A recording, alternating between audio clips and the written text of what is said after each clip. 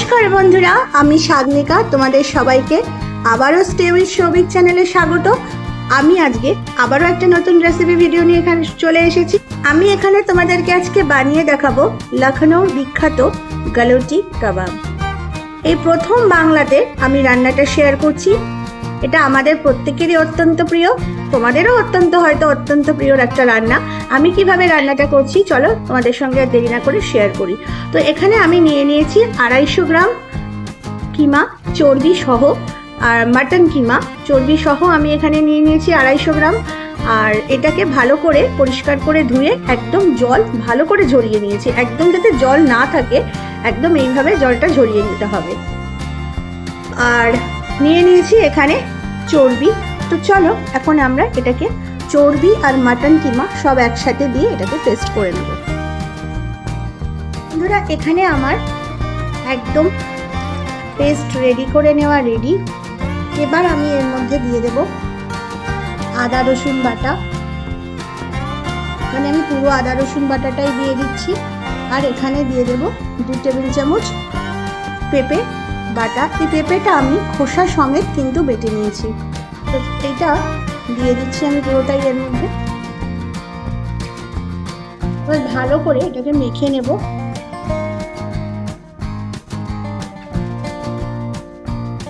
আর এখন কিন্তু আমি কোনো রকম নুনের ব্যবহার করব না।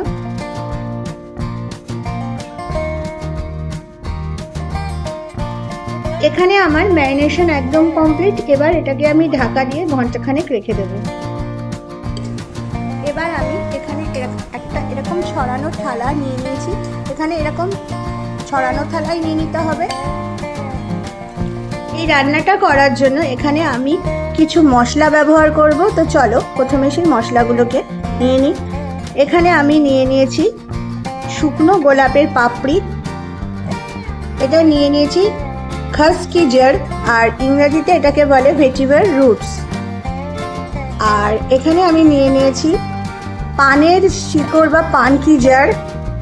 আর এখানে আমি নিয়ে নিয়েছি স্টার অ্যানিস। আর এখানে নিয়ে নিয়েছি পাথর কা ফুল। এগুলো তোমরা সবটাই যে কোনো রকম অনলাইন অ্যাপে পেয়ে যাবে, আমি ওখান থেকেই অর্ডার করেছি। আর নিয়ে নিয়েছি গোটা গোলমরিচ। আমি এখানে গ্যাসের ওভেনে বসিয়ে দিয়েছি একটা ননস্টিক চাটু। এবার আমি এর মধ্যে দিয়ে দিচ্ছি, ননস্টিক প্যানের মধ্যে প্রথমেই দিয়ে দিচ্ছি 2 টেবিল চামচ গোটা জিরা। এখানে দিয়ে দেব জয়িত্রী। এবার আমি এর মধ্যে দিয়ে দেব গোলমরিচ, গোটা গোলমরিচ।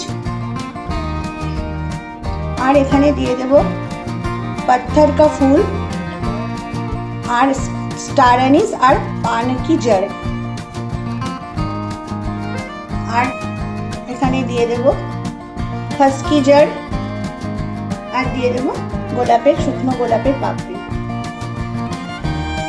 এগুলোকে ভালো করে আমি এখন ড্রাই রোস্ট করে নেব।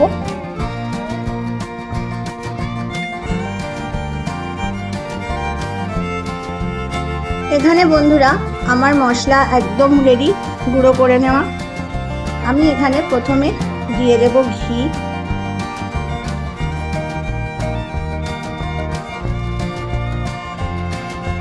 এখানে আমি 2 টেবিল চামচ ঘি দিচ্ছি। খুব একটা বেশি ঘি দেওয়ার এখানে প্রয়োজন নেই, কেন এর মধ্যে অলরেডি চর্বি দেওয়া রয়েছে মাংসের। তো আর এবার আমি এর মধ্যে দিয়ে দেব পরিমাণ মতো লবণ।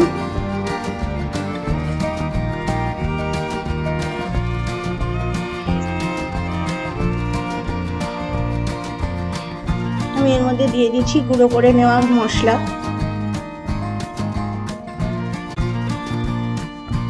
এর মধ্যে আমি বাইন্ডিং এর জন্য দিয়ে দিচ্ছি ছোলার ডালের পাউডার।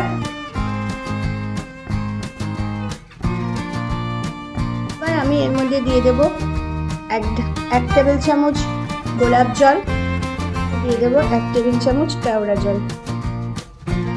এখন এটাকে আমি ভালো করে সবকিছুর সাথে মেখে নেব।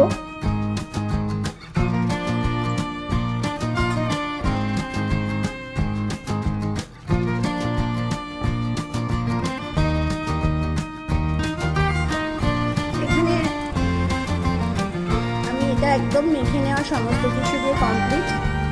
এখানে আমি একটা বাটিতে নিয়ে নিয়েছি কাঠকয়লা বা ব্ল্যাক চারকোল। এবার আমি এর মধ্যে দিয়ে দেবো কয়েকটা লবঙ্গ টুকরো, আমি দিয়ে দিচ্ছি ঘি,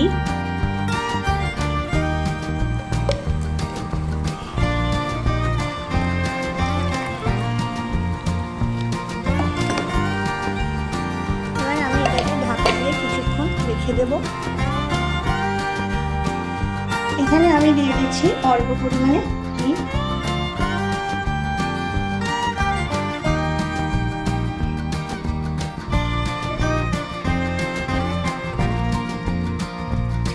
এবার আমি এটাকে কাবাবের আকারে গড়ে নেব। আর গ্যাসের ফ্লেমটাকে একদম লোতে রেখে আমি দিয়ে দেবো।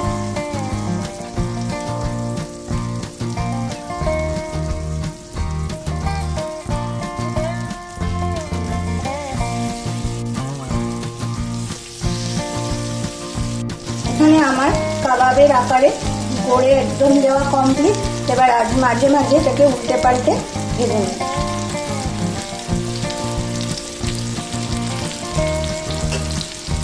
এখানে আমাদের গালৌটি কাবাব একদম রেডি সার্ভ করার জন্য। আশা করছি তোমাদের এই রেসিপিটা ভালো লেগেছে।